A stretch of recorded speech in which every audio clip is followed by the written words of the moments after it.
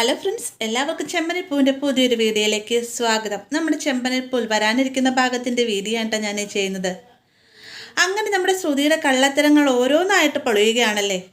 ആദ്യമേ തെളിഞ്ഞിരിക്കുന്ന സത്യാവസ്ഥ എന്നത് നീലിമയുടെ കയ്യിൽ നിന്ന് പണം മേടിച്ചു, ആ ഒരു പണം മേടിച്ചിട്ടാണ് ബിസിനസ് സ്റ്റാർട്ട് ചെയ്തത് എന്നുള്ള സത്യം മറച്ചു വെച്ചുകൊണ്ട് തന്നെ തൻ്റെ അച്ഛൻ കൊണ്ടുവന്ന പണം കൊണ്ടാണ് ബിസിനസ് സ്റ്റാർട്ട് ചെയ്തതെന്ന് മാത്രമല്ല, നീലിമ തന്ന പണത്തെക്കുറിച്ച് ഒരു വാക്ക് പോലും ചന്ദ്ര അടക്കം ആരോടും പറയുന്നില്ലാതെ ആ ഒരു ദേഷ്യം മുഴുവനും ചന്ദ്ര ഇപ്പോഴുള്ള ഭാഗങ്ങളിലെല്ലാം തന്നെ ശ്രുതിയോട് പ്രകടിപ്പിക്കുന്നുണ്ട്. ഒരു പക്ഷേ ഒന്ന് ചീഞ്ഞാൽ മാത്രമേ ഒന്നിന് വളമാവുകയുള്ളൂ എന്ന് പറഞ്ഞ രീതിയിൽ തന്നെ ശ്രുതിയോടുള്ള ആ ഒരു ദേഷ്യം രേവതിയോടുള്ള സ്നേഹമായി മാറുന്നുണ്ടല്ലേ. അതുകൊണ്ട് തന്നെ ഇപ്പോഴുള്ള എപ്പിസോഡുകൾ നമുക്ക് കാണാൻ ഒരുപാട് ഇഷ്ടമുള്ളൊരു കാര്യമാണ്. അപ്പം നിങ്ങളെപ്പോലെ തന്നെ ഞാൻ വെയിറ്റ് ചെയ്തിരിക്കുന്ന അടുത്ത ഭാഗം എന്ന് നമ്മുടെ ശ്രുതിയുടെ മലേഷ്യൻ കള്ളക്കളി, അതായത് തൻ്റെ അച്ഛൻ മലേഷ്യയിലെ ജയിലിൽ തടവിലാണെന്നും തൻ്റെ അച്ഛൻ വലിയൊരു ധനികനാണെന്നും ഒക്കെയാണല്ലോ ചന്ദ്രയടക്കം അവിടെ എല്ലാവരോട് ശ്രുതി പറഞ്ഞിരിക്കുന്നത്. അതെല്ലാം തന്നെ കള്ളക്കഥകളായിരുന്നുവെന്നും അത് തെളിയിക്കപ്പെടുന്നു എന്നുള്ളൊരു സിറ്റുവേഷൻ വരുന്നുണ്ട് കേട്ടോ. അതെപ്പോഴാണെന്നുള്ളതിൻ്റെ ഭാഗത്തിൻ്റെ ഡീറ്റെയിൽ വീഡിയോ ആണ് ഞാൻ ഈ പറയുന്നത്. ഇപ്പോൾ നമ്മുടെ ചെമ്പനിപ്പൂ നടന്നുകൊണ്ടിരിക്കുന്ന ഭാഗം എന്ന് പറഞ്ഞാൽ രേവതിനേക്കാളും ദയനീയ അവസ്ഥയിലേക്കാണ് ശ്രുതി പോയിരിക്കുന്നത്. വീട്ടിലുള്ള പരമാവധി പണിയെടുപ്പിക്കാൻ മാത്രമല്ല, രേവതിനോട് പെരുമാറുന്നതിൽ ക്രൂരമായ രീതിയിൽ തന്നെയാണ് ചന്ദ്ര ശ്രുതിയോടായിട്ട് പെരുമാറുന്നത്. ശ്രുതിയെയും തമ്മിൽ പരസ്പരം ഒന്ന് സംസാരിക്കാൻ പോലും ചന്ദ്ര അനുവദിക്കുന്നില്ല അല്ലേ. അത്രമാത്രം ചന്ദ്ര വെറുക്കുന്നുണ്ട്. എന്നാൽ പിന്നീട് ശ്രുതി ഭാമയെ നേരിൽ പോയി കണ്ടതിന് ശേഷം തൻ്റെ സങ്കടങ്ങളെല്ലാം പറയുകയും ഭാമ ചന്ദ്രയോടായിട്ട് സംസാരിക്കുന്നൊക്കെയുണ്ട്. ശരിക്കും പറഞ്ഞാൽ രവി പറഞ്ഞതിന് ശേഷം ചന്ദ്ര അനുസരിക്കുന്നതെന്ന് പറഞ്ഞാൽ നമ്മുടെ ഭാമയുടെ വാക്കുകളാണല്ലേ. അതുകൊണ്ട് തന്നെയാണ് ശ്രുതി ഭാമയോട് പോയി തൻ്റെ സങ്കടങ്ങളെല്ലാം തന്നെ പറയുകയും ഭാമ ചന്ദ്രയോട് സംസാരിച്ച് പ്രശ്നങ്ങളെല്ലാം തന്നെ ഒത്തുതീർപ്പൊക്കെ ആക്കുന്നുണ്ട്. എന്നിരുന്നാലും ചില സമയങ്ങളിൽ നമ്മുടെ ചന്ദ്ര കുത്തുവാക്കുകളൊക്കെ ശ്രുതിയോടായിട്ട് പറയുന്നുണ്ട് കേട്ടോ. അങ്ങനെ പോകുന്ന ഈ ഒരു സാഹചര്യത്തിലാണ് നമ്മുടെ സച്ചിയുടെ വണ്ടിയിലേക്കായിട്ട് 2 പേര് അത്യാവശ്യം നല്ല ഏജുള്ള 2 പേര് ഓട്ടം വിളിക്കണം കേട്ടോ. അവർ അമ്പലത്തിൽ കൊണ്ടുപോകുന്നത് അവിടെയുള്ള പൂജയ്ക്കുള്ള കാര്യങ്ങളെല്ലാം ചെയ്തു കൊടുക്കുന്ന സച്ചിയാണ്.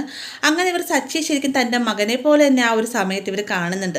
പെട്ടെന്ന് തന്നെ ഇവർ പറയുകയാണ്, ഞങ്ങളുടെ 60ാം വിവാഹ വാർഷികമാണെന്ന്, അതൊന്ന് ആഘോഷിക്കുന്നതിന് വേണ്ടിയിട്ടാണ് ഞങ്ങൾ നാട്ടിലേക്ക് വന്നത് എന്നൊക്കെ പറയുമ്പോഴത്തേക്കും സച്ചിക്ക് ഭയങ്കര സന്തോഷമാവും. സച്ചി വേഗം രേവതിയെ വിളിച്ചിട്ട് ഒരു പ്രായമുള്ള അച്ഛനും അമ്മയും തൻ്റെ വണ്ടിയിലുണ്ടെന്ന്, അവരുടെ 60ാം വിവാഹ വാർഷികമാണ്, അതിനുള്ള ഫുഡൊക്കെ തയ്യാറാക്കി വെക്കാൻ പറയുന്നുണ്ട്.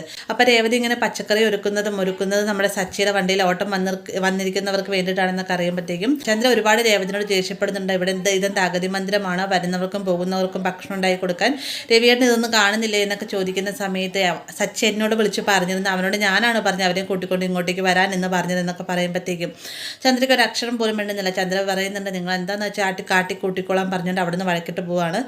അങ്ങനെ ഇവർ വരുന്ന സമയത്ത് വളരെ നല്ല രീതിയിൽ തന്നെ രേവതിയും ഇവരെ വീട്ടിലേക്ക് ക്ഷണിക്കുന്നുണ്ട്. കൂട്ടത്തിൽ തന്നെ ചന്ദ്ര വന്നിരിക്കുന്ന സമയത്താണ് ഈ വന്നിരിക്കുന്നവർ മലേഷ്യയിൽ നിന്നാണ് വന്നിരിക്കുന്നതെന്ന് അറിയട്ടെ. ഇത് കേൾക്കുമ്പോഴത്തേ ചന്ദ്രയ്ക്ക് ഭയങ്കര സന്തോഷമാവുന്നുണ്ട്. ചന്ദ്ര വേഗം തന്നെ തൻ്റെ മരുമകളുടെ അച്ഛൻ കോടീശ്വരനാണെന്നും അദ്ദേഹം അവിടുത്തെ വലിയൊരു ബിസിനസ്സുകാരനാണെന്നൊക്കെ പറയുന്ന സമയത്ത് അദ്ദേഹം എവിടെയാണെന്നും അദ്ദേഹത്തിൻ്റെ പേരെന്താണെന്നൊക്കെ വന്നിരിക്കുന്നവർ ചോദിക്കുന്നുണ്ട്. ഇതെല്ലാം തന്നെ നമ്മുടെ ശ്രുതി റൂമിൽ ഇരുന്നുകൊണ്ട് കേട്ടുകൊണ്ടിരിക്കുകയാണ്. ചന്ദ്ര ഇവരോട് സംസാരിക്കുന്ന കേൾക്കുമ്പോൾ പേടിച്ച് വരച്ചേക്കാൻ കേട്ടോ.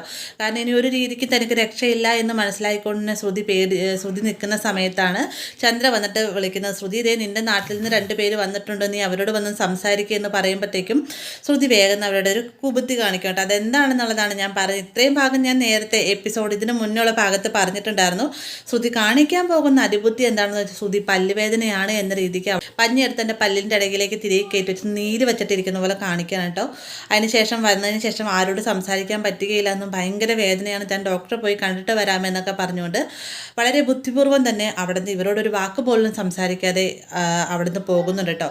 അപ്പോൾ ഇങ്ങനൊരു ഭാഗം നമുക്ക് വരാനിരിക്കുന്നുണ്ട്. വീഡിയോ ഇഷ്ടമായി കഴിഞ്ഞാൽ ലൈക്ക് ചെയ്യാനും കൂടെ ചാനൽ സബ്സ്ക്രൈബ് ചെയ്യാനും മറക്കരുത്.